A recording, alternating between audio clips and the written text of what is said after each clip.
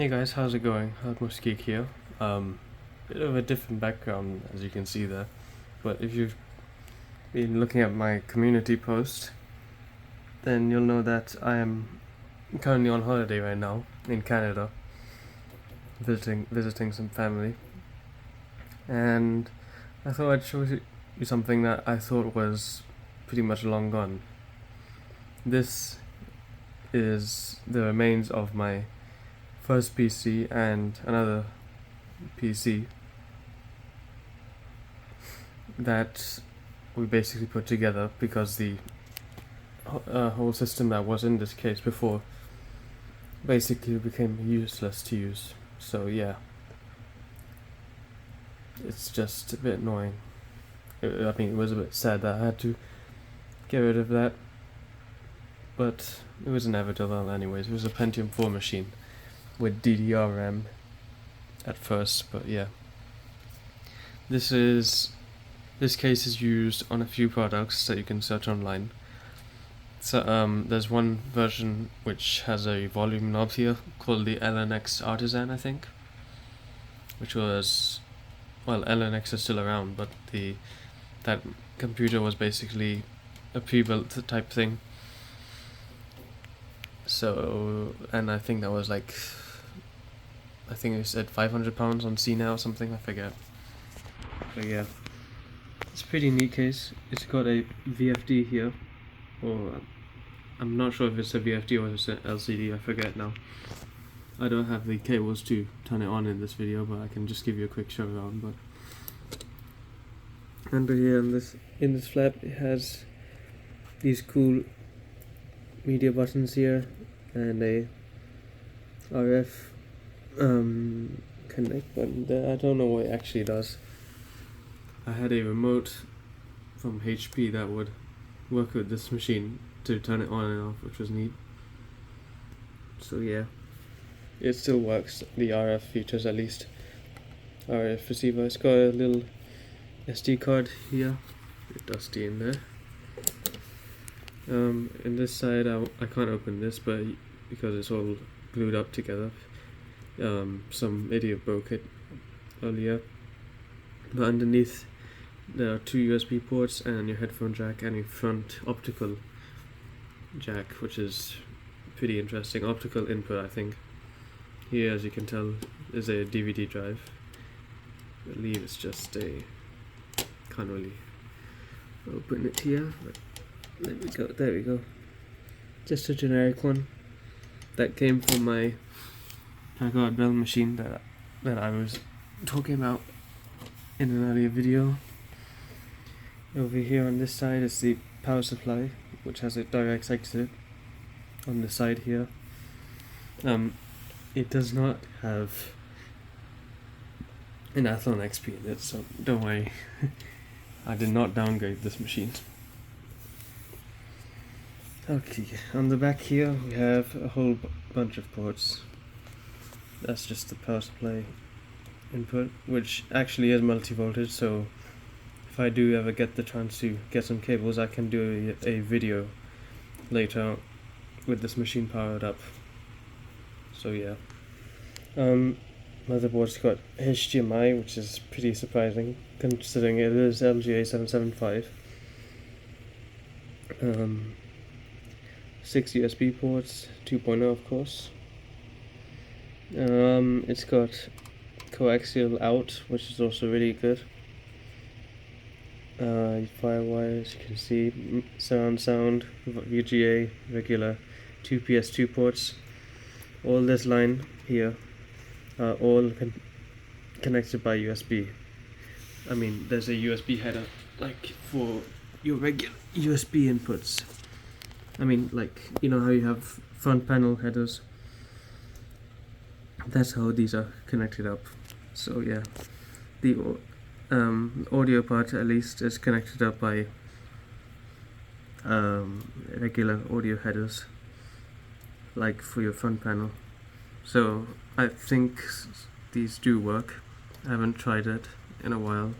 It's got another optical here, audio out, which is neat. Another coax, one line in and one line out, which is neat. Another Firewire port, which I don't think is hooked up. I'll need to check later. And IR control, which is again related to that RF. The IR sensor at the front. Here's the graphics card that I've put in here. It's just a GT210, nothing really special. I was using this before, but it had some issues where it blue screened, and I found out it was something to do with the graphics chip, which is a bit unfortunate. Here's your regular Hapogee, I don't know how to say the name, TV card, and you get just another expansion bay underneath that. So that was the video, and just take off the screws and I'll be right back when it's all opened up. Okay, the top is off. Unfortunately, it does have some scratches as you saw earlier, but can't do much about that. It's a pretty heavy piece. Ventilation on the side. And here is the computer itself. Let me turn it around here so you can see from the top of the motherboard instead. This is the side of the computer. So yeah, inside we have a pretty kind of unconventional motherboard now. All of this here, the motherboard and the CPU and the RAM, are all what's left of my main machine. No, not my main machine, my first PC that I ever had. And yeah, it's a motherboard that I can't really find anymore on the eBay or online in general for some reason. It's just that's what it's called there, a P5E VM HDMI being in the name. It's got 4 RAM slots, DDR2, takes to 800, 667 to 800 I think.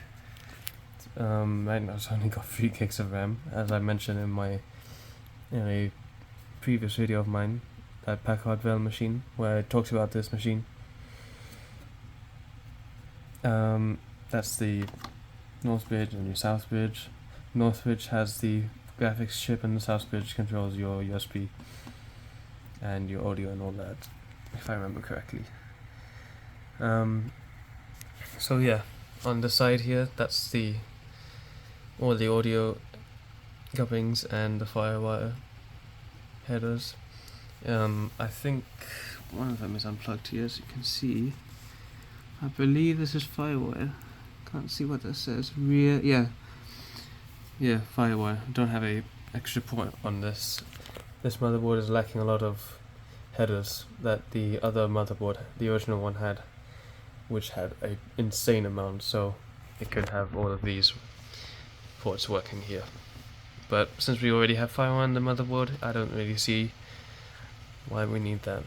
So yeah, it's got one PCIe x1 slot on there, 116 slot. I think it's 2.0 if I remember correctly. It might be 1.0, not sure. Underneath that, I believe there is a, let's see, can we see underneath there? No. Oh yeah, there's another x1 slot there hiding under that heatsink. Then we have a PCI slot, which connects to this riser, connects to the TV card I was talking about earlier, as you can see there.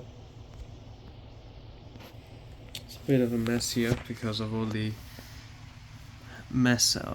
The front panel header is a bit of a, not the front panel, yeah, front panel, I guess it's a front panel header, but the power button situation is a bit strange, so I had to buy some of those, GPIO cables that you use for a Raspberry Pi, and hook them up to the motherboard, which I believe is under the DVD drive.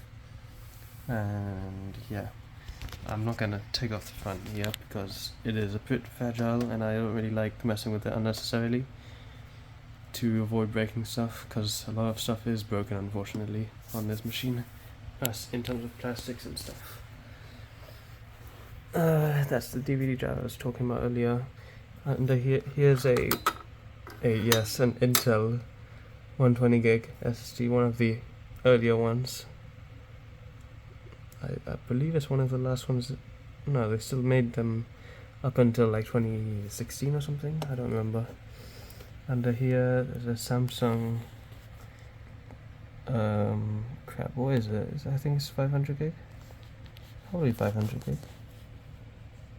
Yeah, 500 gig. Just a regular SATA hard drive there. Not using IDE on this machine. So yeah, that's all of that part. The power supply is kind of interesting. It's a multi-voltage Delta unit. I can't find a replacement one, as I do need to replace it at some point because it's making some weird crackling sound and stuff. So yeah, a bit worried about that, but it has these slots on the side here because the original machine actually had a copper heatsink which had a duct on it that would slot into here and just use the power supply as the main ventilation for the CPU. Not a very safe idea, but oh well, that's how they decided to do it. Not very smart at all. So yeah, that's a bit unique. At the front here, you can see all this mess. This is where the power supply cable was just too short to reach to the motherboard there, so we bought one of these weird 24-pin extension cables to fix that issue.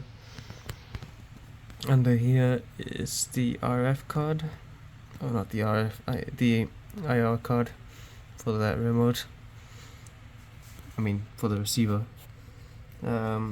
Here I believe is all where the front panel audio and USB and other things connect to. This is where the power button is anyway, so yeah, not gonna remove that, never mind. So yeah, that's just a quick look at this machine. And just a question to you guys: should I try to bring this back home with me, or should I leave it here, leave the case here, and attempt to bring the motherboard back so I can recreate that first machine that I have now that I have the appropriate case, of course. But yeah, let me know what you think in the comments on what I should do. I will try and buy some cables to see if it still powers up and everything, and yeah, see if I can do some games. I believe the GT 210 might be lacking if we do end up trying to do that, and the RAM. But yeah, we'll see what happens. So yeah, have a good day, guys. Like, subscribe if you want. Nobody's forcing you as usual. And have a good one. So see ya.